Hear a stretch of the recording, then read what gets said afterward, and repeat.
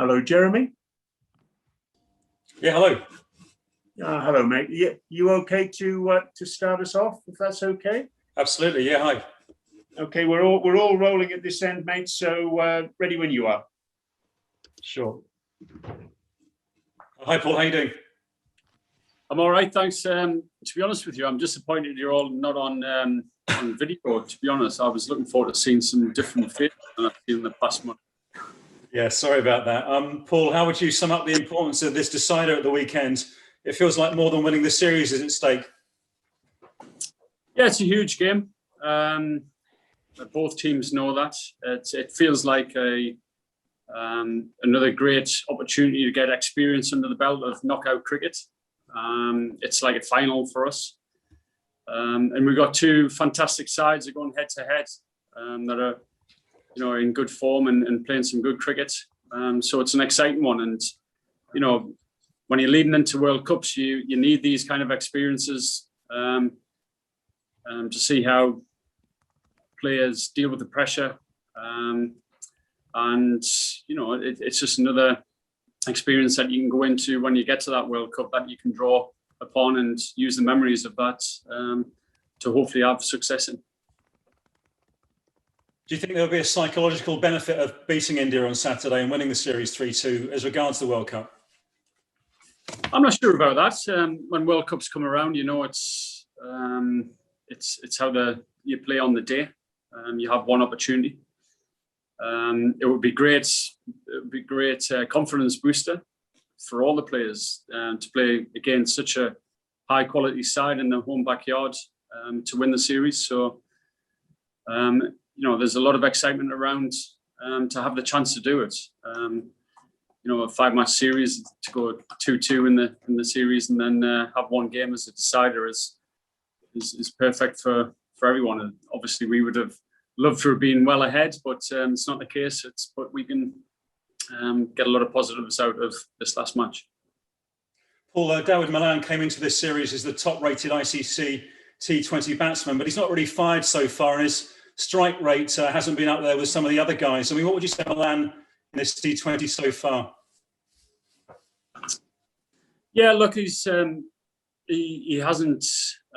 Obviously, he's number one in the world at the moment, and he's a kind of player who we've seen in the past that likes to get in, give himself a few balls at the top of the innings, and then make up for it in the end. He hasn't quite found his rhythm on this tour, but you've got to remember where he is in the world rankings at the moment, and that's no fluke. What he's done with an England shirt on in T20 cricket has been pretty much exceptional up until this series. And, I think one thing that this team has done so well in the past 4 years of the kind of the new era of white ball cricket is back their cricketers who play in the game. And, as a player, you need security, knowing that you're not just going to be dropped after a couple of games. Because we do ask a lot of them. They've got to go out there and they're expected to score at strike rates of up to 140. And if you look at his record, Dawid Malan does exactly that for us. He'll be the first person to say it hasn't gone quite as well in the first 4 games, but he's got an opportunity again tomorrow to do something special. Sure. What would you say to Jordan in getting some, tonk the last, certainly the last game? He's England's most expensive bowler, and his economy rate's over 9. What would you say about Chris Jordan in the last couple of games? Again, you've got to, you're coming up against a batting lineup that is as strong in world cricket as anyone else. So yeah, look, Chris has been phenomenal in terms of his death bowling for us, and the experience that he'll gain from playing out here on these types of surfaces against a batting lineup that is very powerful. Will put him in good stead for the future. All these experiences are for the future. Of course, we want to win here and now, but a lot of decisions that we make are for the future, for winning World Cups. And as I said, I'm sure he'll put these experiences in the memory bank, and hopefully you'll have a good day tomorrow. One last one, if I may. The Yadav dismissal yesterday and the catch by Milan was a real talking point. At the end of the game, Kohli was saying that there should be an "I don't know" call from the, umpire, on a soft signal, boundary catch. What do you think about that situation and the soft signal implications? Yeah, I think, to be honest, I think he's got a point on boundary catches. It's hard enough for an umpire to see what's going on from 20 yards away, and then having to look 60, 70 meters away to a boundary catch. It's frustrating from a player's point of view. It's frustrating from our point of view. And I know myself when I played the game that you can generally catch a catch, get your fingers underneath the ball. And when you see a replay, and it happened to me many times, you actually doubt yourself whether you've caught it, but fine well you've got the fingers underneath. And with the length of the grass, grass is generally about 2 inches, 3 inches long, and the depth of your fingers, it can always look like that ball is actually on the turf. So it's frustrating because you've caught catches at times, but you look at the replays and you actually start doubting yourself. So I don't know what the solution is, to be honest, but certainly it is difficult for the umpires to make definitive calls out in the middle to give soft signals. Thanks so much. Cheers. Stefan Sheville, please. Hi, Paul. Have you been able to get an early look at the pitch and the conditions, and is there any indication if that might bring any changes or alterations to the balance of the side? Yeah, well, obviously we play at the same venue all the time, so we have a look at the pitches all the time. I think it's the same pitch as the second T20 we played, but it's had a lot of moisture put into it. It's been sealed up, so I don't expect it to be a one that's going to be really slow and low and turning. I think the pitches they've tried to get the best pitches they possibly can at this venue.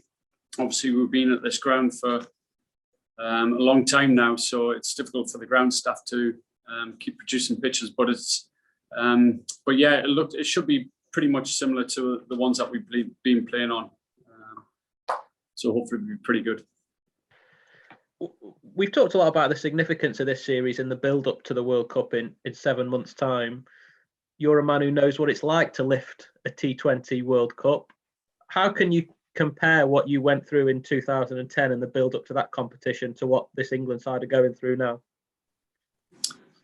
Well, I've always said in the past, and always try to get the message across to the current white ball team, is that I never feel as though you win World Cups, big tournaments, by being conservative. You've got to be ahead of the game, and certainly if there was a line to be over, it'd be on the more aggressive side of the line. And I think this team has done that over the past 4 years. They're drilled into being aggressive. That's how they want to play. They enjoy playing in that way, and that's how you put teams under pressure. And whether you're playing the first game at the start of the series or you're playing in a final, that is our mantra. That's how we want to go about our cricket. And you've got to have a lot of bravery to do it in the big games. And as I said, tomorrow's another example that hopefully that experience that we've had in big games in the past and big series, hopefully we can go out there and play our usual aggressive cricket, and of course adapt to the conditions. I think that's vital as well, but certainly always looking to put the opposition under pressure every single ball. Even though you went on to lift the trophy in 2010, do you think this team this year will actually be better prepared than what you were 11 years ago? Yeah, I think so. I think the team in 2010 was a team that came together right at the last moment. We took a few risks, a few gambles on selection. We knew what kind of cricket we wanted to play, but it hadn't been drilled into us over a long period of time like this team has. I think going into this World Cup, I think we'll be feared by a lot of teams who play against us because of our white ball form over the past 4 years. And we've got a lot of match winners from 1 to 11 who can win games from their own back. And so totally different teams from 2010 to now. But I don't think we could be in a better place as a team to go into a World Cup as the one is now. You just said the two teams are completely different. Which one's better, Collingwood's class of 2010 or Morgan's class come on, of that's 2021? That's an impossible question. It's I'd certainly say if we had to play against each other right now, I know which one would win. And is that the 2021 team? That's the one right now. Yes. No, look, it's totally different eras. It's very hard to compare eras, but we've all got to admit, watching this current white ball team has been exceptional over the last 4 years. The power in the sides is second to none. Certainly more powerful than the sides that we had back in 2010, and I think that has been the thing that's stood us out from the rest of the teams around the world, is the power that we've got there. So hopefully that will give us the edge come this World Cup. Cheers, Paul. Thank you very much. Scott Taylor, please. Hey, Paul, as someone who knows him fairly well, how impressive have you been by Mark Wood's performances in these series, given that he's probably had more setbacks than most in his career so far?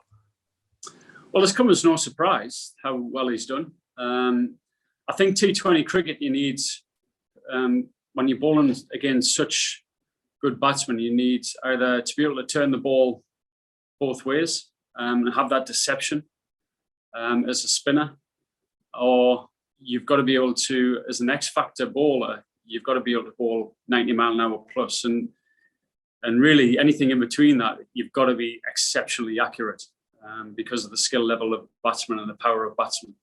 And what Mark Wood gives you is genuine pace. When you're facing a bowler who can hit you in the head at any given point, it's amazing how your foot movement isn't quite as good as it can be against 80 to 90 mile an hour bowlers. So, his bowling's been exceptional. He's hit the bat hard. His lengths have been really good from ball one, and he's been relentless. I think their batsmen have found him very difficult to get away. So delighted for him. I see all the hard work that he puts in behind the scenes. He's a great lad to have in and around the dressing room.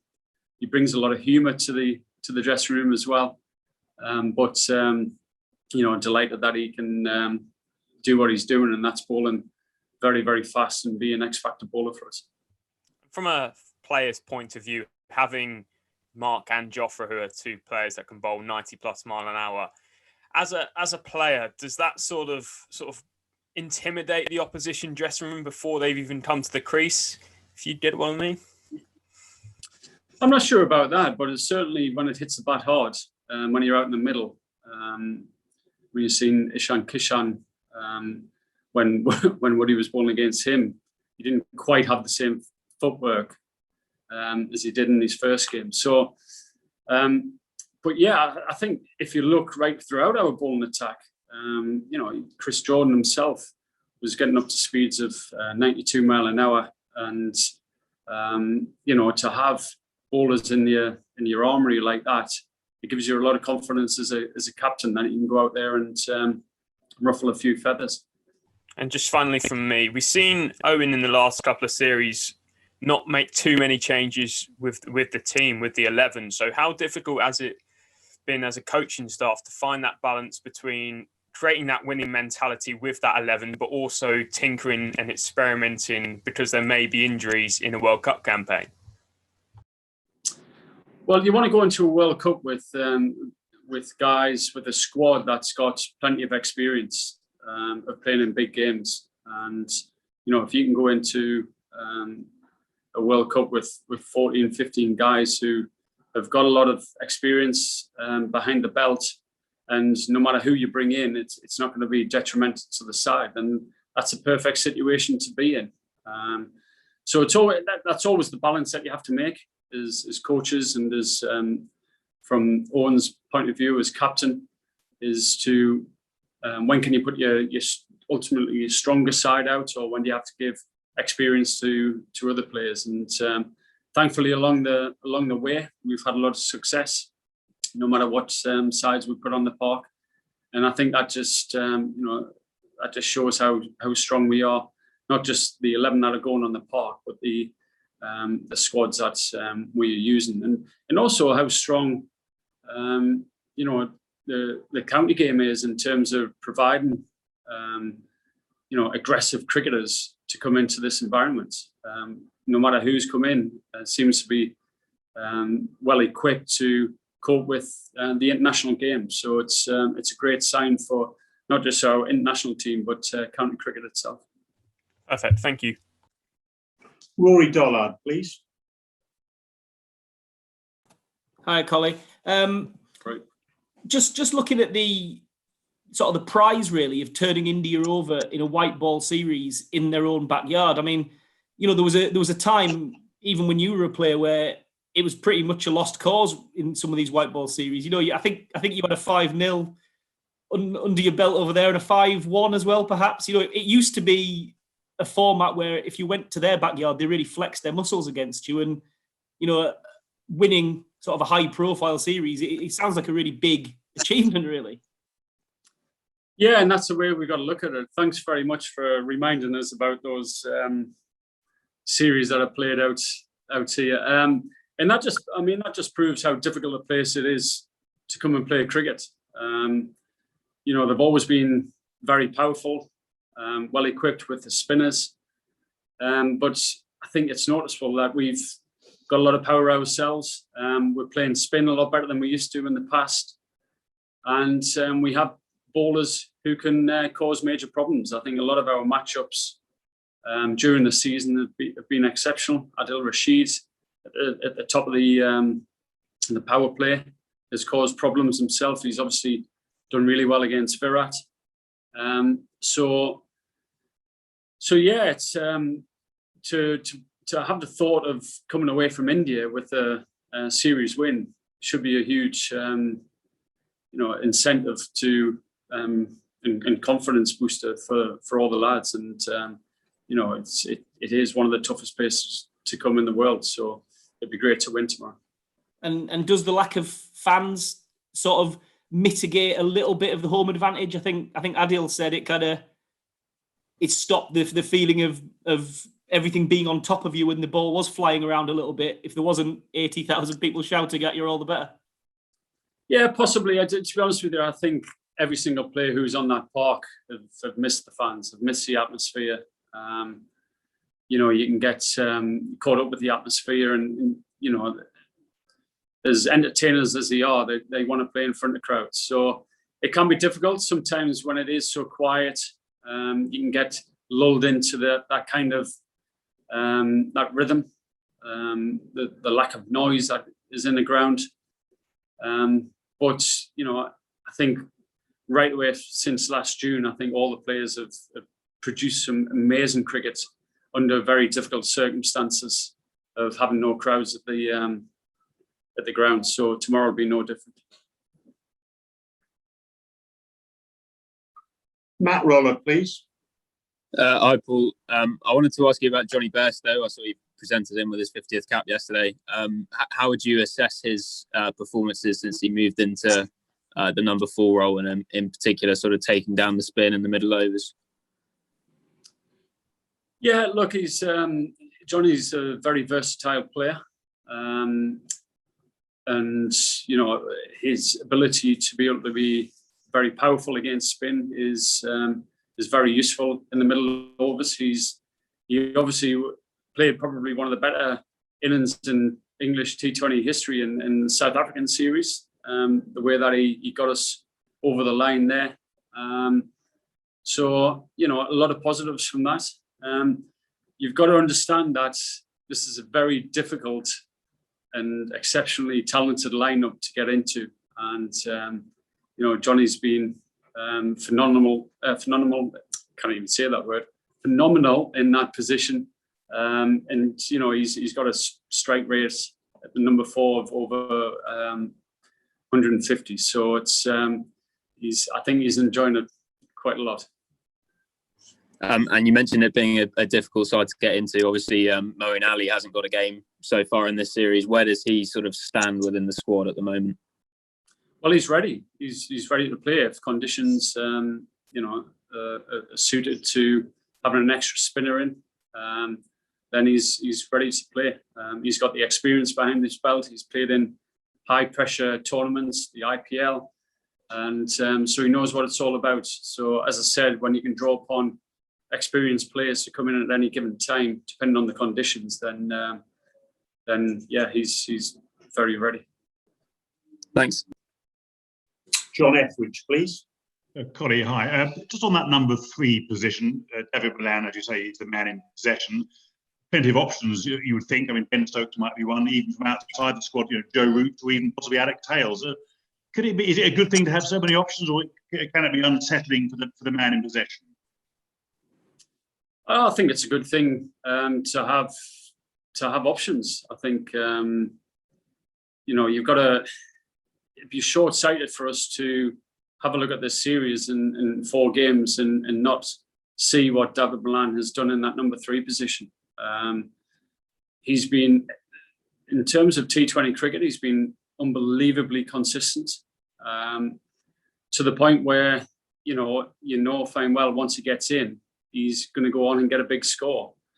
He seems to have a strategy that works and has worked consistently. He's got the power, his strike rate's up there. He ticks all the boxes. Just in this last 4 games, he struggled with the rhythm of the game and the wickets that we played on. Sometimes only takes one shot that comes out in the middle of the bat that gets you going again. We've all been there, and hopefully tomorrow's the day. But I think one of the strengths of this side over the past 4 years is, again, I'll say it, is how much you back your players, and he'll be no different to anybody else. Well, as you'll know, he'll bat 3 tomorrow. Well, we've got a squad tomorrow, so we'll just have to look at the conditions and make a decision then. Thanks. Mike Walters, please. Hi, Collie. Big week for cup finals. Even Sunderland won one last weekend. Papa John's. India being the home of the IPL, the most prestigious and lucrative franchise tournament in the world. Would there be as much kudos in winning a T20 series against India as a Test series? Good question. I think it would be an amazing achievement. I think to come out here and play in their conditions, there's not many teams who have won out here. I think Test matches probably even harder. But yeah, it would certainly be a great notch to come out here and win a series, and it would show how far we've come as a white ball team during this last 4 or 5 years to be able to win out here. So everyone's desperate to do well. It would be a great way to move into the one-day series, but it would be a great way to gain confidence to go into a World Cup of doing well out here against an exceptional side. So there's a lot of positives that would come out of it if we were to manage to win tomorrow. And just a quick one about 2010. What is your single abiding memory of having the trophy in your possession? Is it coming back to Gatwick Airport and anything to declare, sir, yes, I've got a World Cup here? Or is it the winning hit, or just the celebrations on the pitch afterwards? Is there an abiding snapshot that lives with you?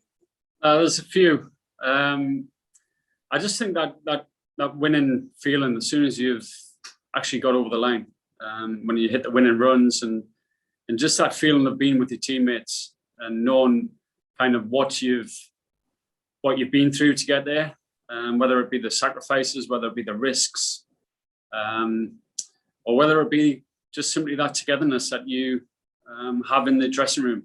And to me, that is what it's all about. If you could bottle that, then you would be a very rich man, because I don't think it gets any better than that. To me, it would be just that kind of euphoria that you feel as soon as you've won that game, and you have all the players together in a huddle and reacting in a quite silly way of celebrating. Thank you. And finally, Chris Stocks, please. Hi, Collie. Just on Joe Root, Owen mentioned before this series began that he could be an option for the World Cup. I just wondered, with everything else that's going on this year for Joe, would that be a realistic possibility, you think, him playing in that tournament? Well, I guess it's a possibility, because he's a world-class batsman, and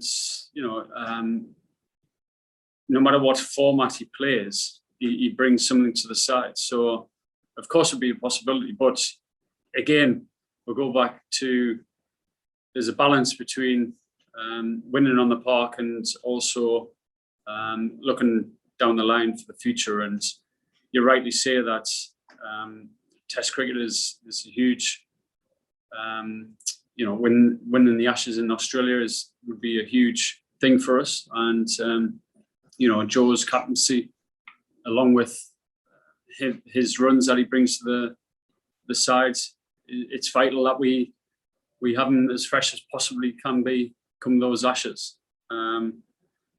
So he's going to have a lot of cricket this year.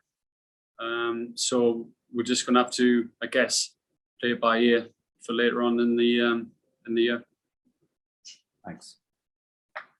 Thank you very much, everyone. Take care, and see you tomorrow. Thank you. Thank you. Cheers. Thanks all.